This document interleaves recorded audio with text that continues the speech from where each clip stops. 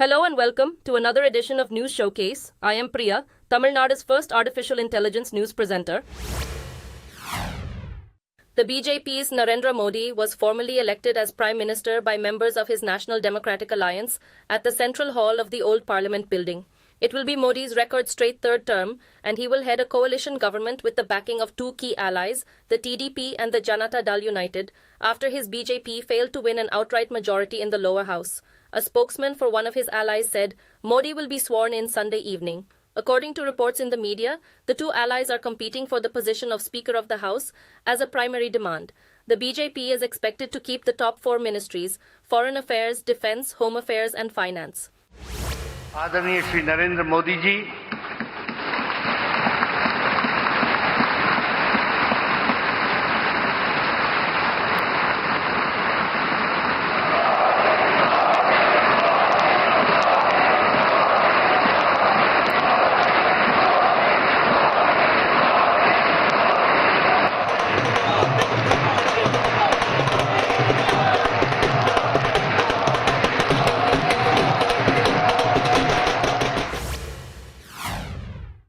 The main opposition Congress party will soon hit the 100-seat mark in parliament after a rebel lawmaker offered his loyalty to the party. Vishal Patil contested as an independent candidate after differences within the party ranks. He was elected from Sangli constituency in Maharashtra, where he defeated his rival from the BJP. The Congress party saw its best ever performance in the polls for the first time in 10 years, and its comeback forced the BJP to settle for coalition government. Most stunning was the performance by the Congress party's India bloc in Uttar Pradesh, where it cut deep into the BJP heartland. Two other big states, Maharashtra and West Bengal, also played a significant role to prop up the grouping. A court in Bengaluru granted bail to Congress party leader Rahul Gandhi in a defamation case filed by the BJP. When Gandhi arrived in the city, after he was summoned by the court, he was received by State Chief Minister Siddaramaiah, who also belongs to the Congress. The case is about advertisements the Congress party ran in newspapers in Karnataka state last year, which accused the BJP of widespread corruption during its rule. Gandhi is accused of sharing the advertisements on his social media accounts. In the same case, the Chief Minister and his deputy appeared in court earlier this month. The court set the next hearing on the 30th of July. The Congress party's Shashi Tharoor has said his party will call for the scrapping of the Agnipath military recruitment program if there's a debate on it in Parliament.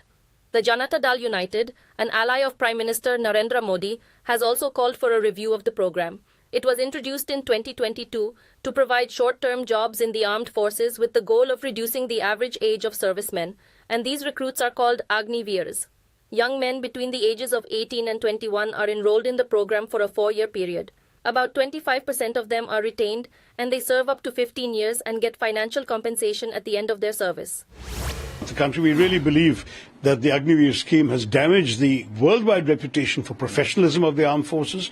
It has thrust young people into the front lines of the army after 6 months training, which is unacceptable. And all of these things, in order to save a few pennies to the government's exchequer, show a very wrong and misplaced sense of priorities.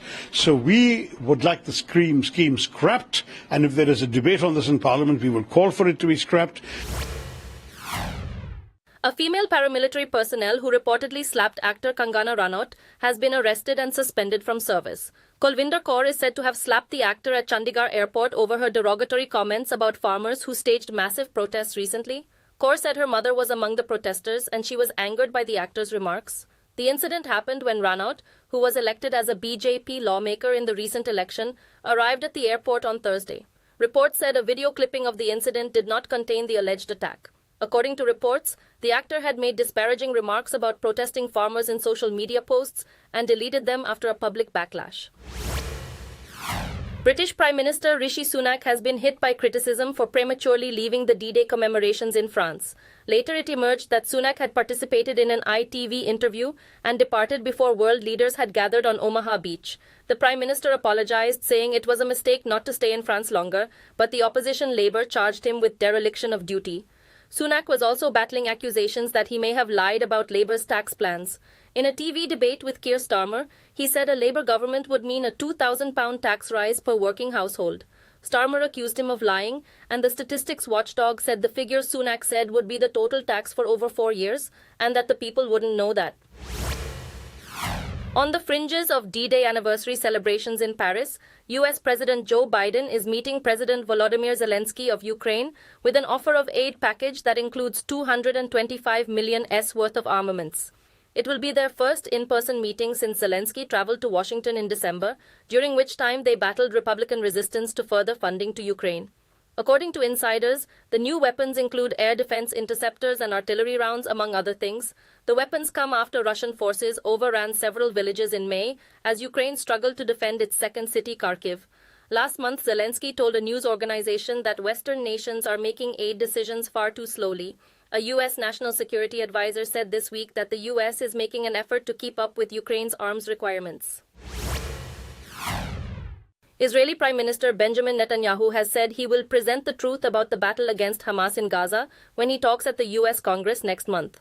In a statement, Senate Minority Leader Mitch McConnell and House Speaker Mike Johnson announced that Netanyahu will address a joint session of the House of Representatives and the Senate.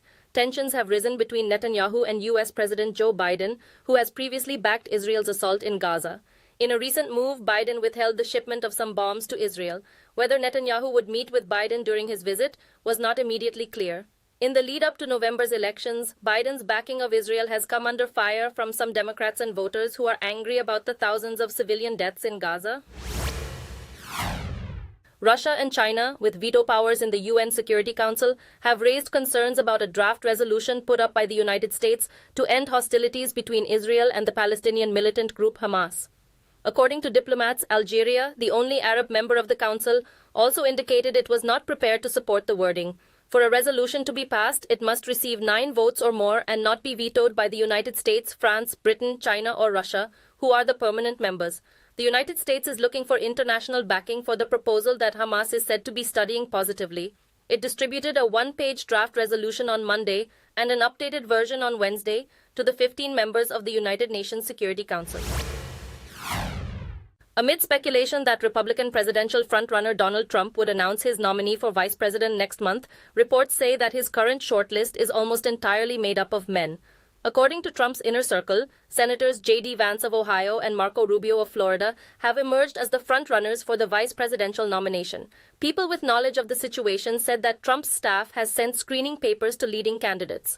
Rich donors suggested that Trump pick Nikki Haley, his erstwhile primary opponent, as his running mate. Though she had a strained relationship with him, she had been a loyal UN ambassador for 2 years during his presidency. Trump reportedly dismissed the idea and preferred to move on. He will challenge Joe Biden in the presidential polls on the 5th of November. Oscar winner Cillian Murphy is returning to his role as gangster Tommy Shelby in the film version of Peaky Blinders that will stream on Netflix. Along with a picture of the script, the streaming behemoth revealed the news in a post on X. The Irish actor will also co-produce the movie. The news has sparked enthusiasm among the fans.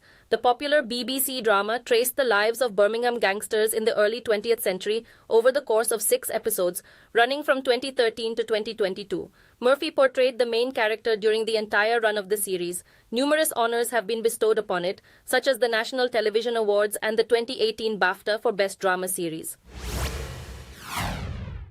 The Nepalese army has said 11 tons of trash, 4 dead bodies, and 1 skeleton have been retrieved from Mount Everest and 2 other Himalayan summits this year. The military needed 55 days to retrieve the debris and dead bodies from the heights of Everest, Nuptse, and Lhotse. Everest is thought to be covered in more than 50 tons of trash. Fearing overpopulation and climbers waiting in hazardous conditions to reach the top, the army started a yearly cleanup of the peak in 2019, often referred to as the world's highest waste dump. According to the army, the 5 cleanups have gathered 119 tons of trash, 14 human remains, and a few skeletons.